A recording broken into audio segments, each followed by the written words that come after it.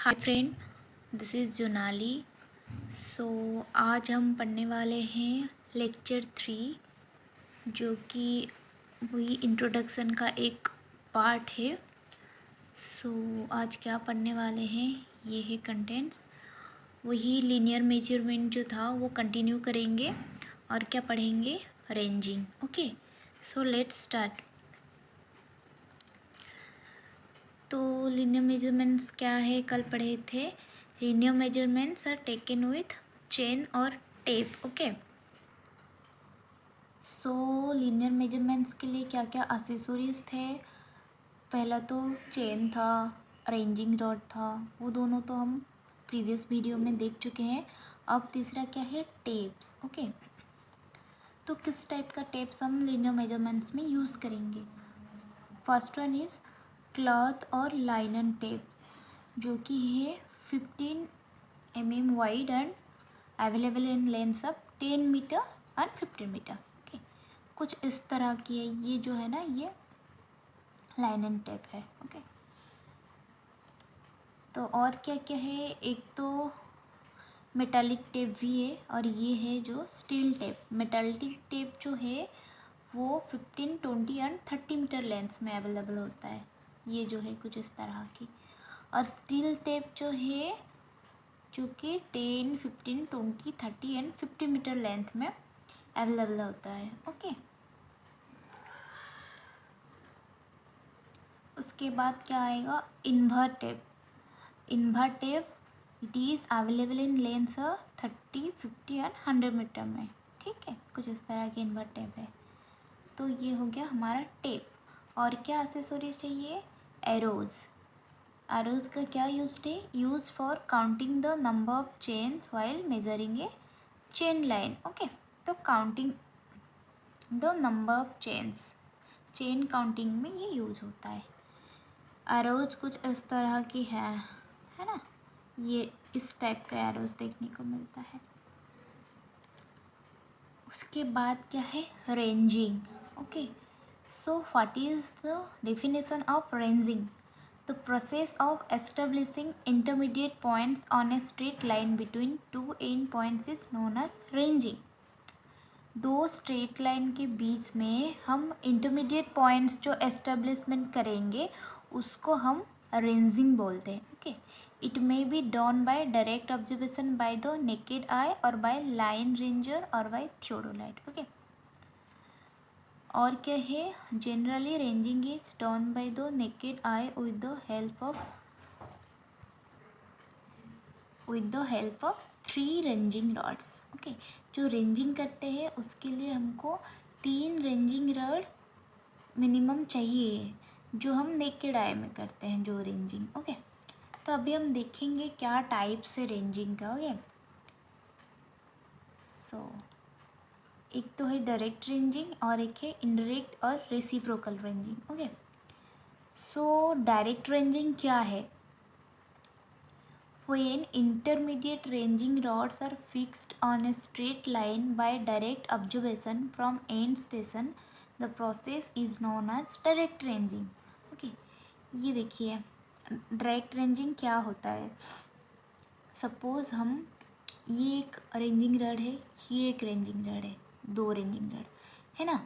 तो direct ranging में हम क्या करते हैं, इंटरमीडिएट पॉइंट जो है, जो इंटरमीडिएट रेंजिंग का एस्टेब्लिशमेंट करते हैं।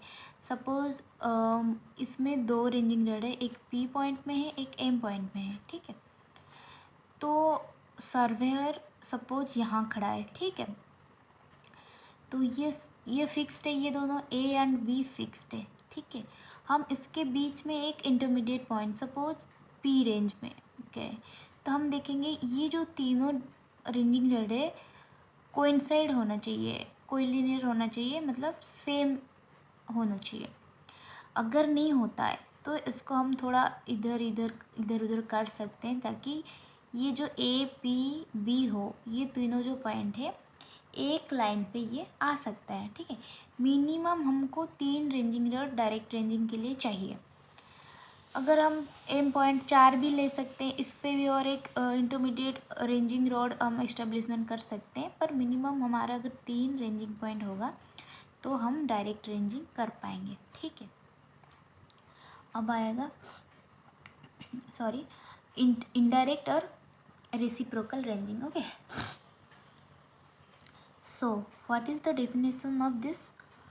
When the end station are not intervisible due to there being high ground between them, intermediate ranging rods are fixed on the line in an indirect way. This method is known as indirect ranging. Okay, so indirect ranging क्या होता है?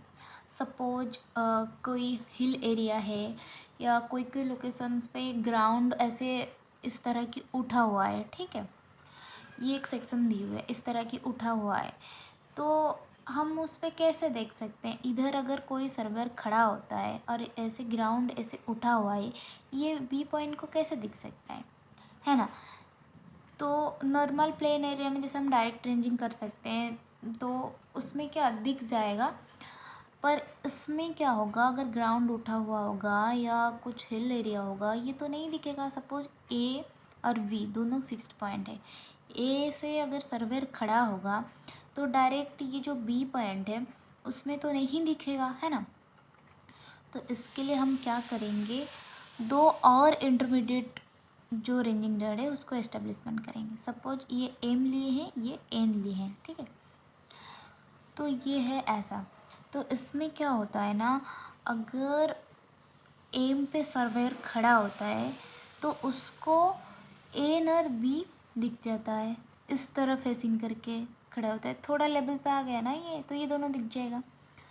और इधर क्या होता है, अगर N के पीछे सर्वेयर खड़ा होता है तो उसको इस डायरेक्शन पे एम और ए पे जो रेंजिंग रॉड है उसका लेवल से उसका जो ये है उसको हम दिख जाता है इसमें। ठीक है, तो इसका एक व्यू दिखाया गया है ना, ये देखो ये कैसे होता है, ये कैसे करेंगे। ठीक है ना, सपोज एन पे खड़ा है। ठीक है, एन पे खड़ा होगा तो इस डायरेक्शन पे, ए के डायरेक्शन पे आएगा। तो एन पे सर्वर खड़ा है तो इसको ए डायरेक्शन पे ऐसे आ जाएगा, है ना? ए डायरेक्शन पे वो कोइंसाइड करेगा। फिर अगर रेंजिंग रॉड्स को हम उठा के M1 पॉइंट से M2 पॉइंट ले जाएंगे तो ये एम से क्या करेगा? इधर बी की तरफ आएगा। ठीक है, बी की तरह दिखेगा। फिर M2 से अगर रेंजिंग रॉड को हम क्या करेंगे, इसको M3 पे लाएंगे, है ना? फिर ये बी की तरह आएगा। फिर इधर N2 पे अगर लाएंगे, वो N पे लाएंगे तो ए की तरह आएगा। N1 से ए की तरह आ गया। फिर रेंजिंग रॉड से M2 के लिए, M2 से बी की तरफ आया। फिर रेंजिंग रॉड को हम N2 पे लिए, फिर N2 से ए की तरह कोइंसाइड हुआ। फिर N2 से हम M3 के पॉइंट से लिए, फिर M3 को बी की तरफ आया। तो इस तरह की जो ये हमारा लाइन है कोइंसाइड कर जाएगा MNAB, जो इस तरह की है ना। तो इस तरह की हमारा इनडायरेक्ट रेंजिंग होता है, जहाँ हिल सेक्शन या ग्राउंड ऐसे उठा हुआ होता है तो इधर हमारा इनडायरेक्ट रेंजिंग होता है। सो ये था हमारा डायरेक्ट एंड इनडायरेक्ट रेंजिंग के डेफिनेशन एंड एक्सप्लेनेशन। ओके, सो आज के लिए इतना ही। थैंक यू, मिलते हैं नेक्स्ट वीडियो पे। So thank you.